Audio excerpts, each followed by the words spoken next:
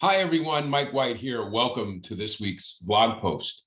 I've been hearing from my clients and I've been reading some comments and seen some people begin discussing the possibility or the theory that now is a good time to wait to buy a home, that people should stop competing for housing because they want to wait until prices come back down and then take advantage of buying the house when it's more of a buyer's market than it is a seller's market before they go ahead and buy their next home. And I guess this is an interesting thought, but it begs some questions that I think really need to be looked into before people make that decision.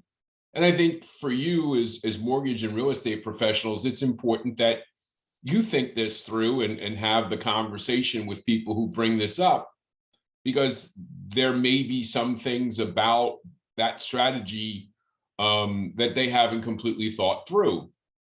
And so some of the things that I've thought about that was, when is it that those prices are going to come back down?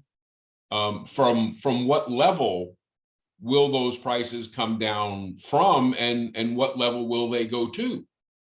Because there is no guarantee that, we know exactly when that timing is.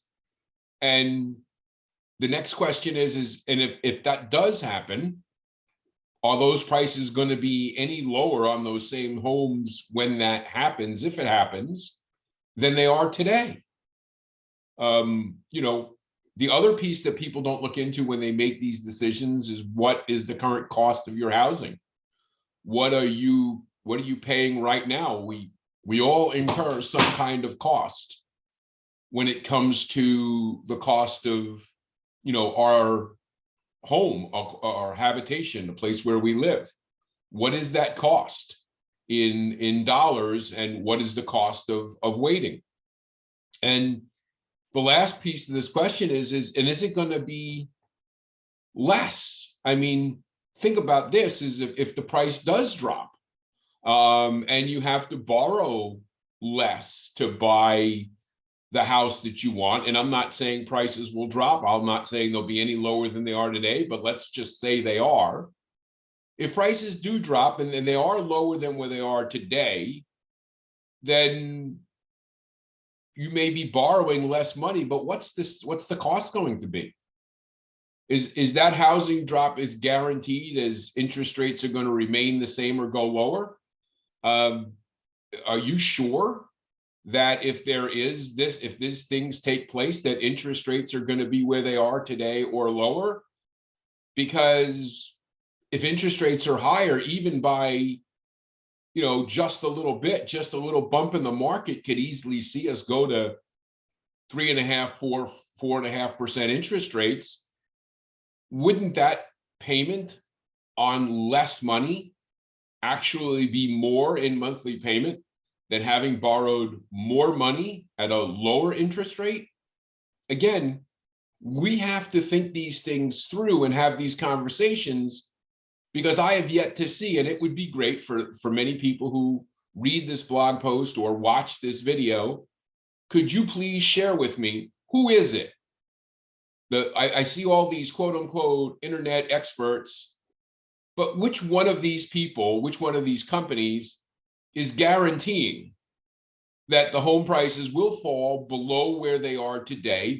And they're also guaranteeing that when those prices do fall, interest rates and your ability to borrow money will be at the same cost or lower costs than you would be paying today. I've yet to see who these people are, these, again, internet heroes, who are forecasting this housing bubble or this retraction in prices, or markets coming back to prices coming back to a more normal level. I've yet to see any of these people guarantee that outcome.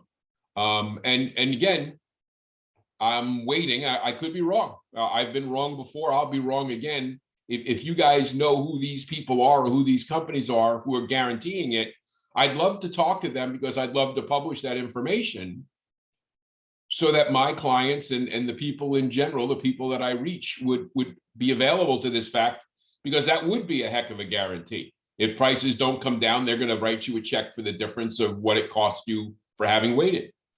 But let's look at some numbers before we even go any further. And when we talk about these home prices falling, we're saying that in faced with the fact that we're seeing about a 13% annual appreciation rate in the country, and in some places even higher than that. And for those people at the lowest end of the market in many sections of this country, appreciation's been, particularly higher on those entry-level homes. But if you think that that appreciation rate's going to stop and make a complete U-turn and then go down, okay, I'd like to see who's where that is and what that timeline looks like and when does it start, because where that starts and how much it's going to drop is going to make a big difference. The other thing is yeah, we're seeing fewer offers on properties right now. And, I get it. The MBA is saying that, now about 65% of all properties are receiving multiple offers. Well, okay. And I know that that's down from where it once was, but still 65% of all properties are receiving multiple offers. Just doesn't seem like there's a lack of demand. And I know all this nonsense talk about the foreclosure moratorium and all this other stuff and the challenge with all of these people who went into forbearance. We've talked about this before, and we all know that flat out isn't going to happen. If people do, those houses are going to come to the market. They're going to be gobbled up by people who want to buy homes. Those people in forbearance are continuing to dwindle. They're also realizing that if they can't make up the difference, the bank will either renegotiate their deal, or they can always just sell the house and move on from that. Who these people are going to be that walk away. Again, I'm waiting. Those probably the same people who are going to guarantee the housing bubble. And as far as those people who want to continue to blame the housing market and saying, we don't want to compete, we don't want to look. New listing inventory is up 4% year over year. So again, we've talked repeatedly about this whole inventory thing. Can we please stop blaming inventory, and can we go out and understand our local market and go buy a house? Also, we need to look at interest rates. The other factor that I brought up before, inflation is measured by PPI. It was up 7%. 7%. I know the Fed has dug its heels in, and I know we don't fight the Fed. I get that. Okay. And there's, I don't want to fight the Fed, and I don't want to poo-poo the idea, but let's be honest. People are talking about potentially, this can't be sustainable. Sooner or later, they're going to come to grips with the fact that there really is inflation, and people are going to do something about it. And one of the first suggestions is that the Fed start tapering. In the first place, they're going to taper, according to most experts and people who are members of the Fed, are going to be mortgage-backed securities.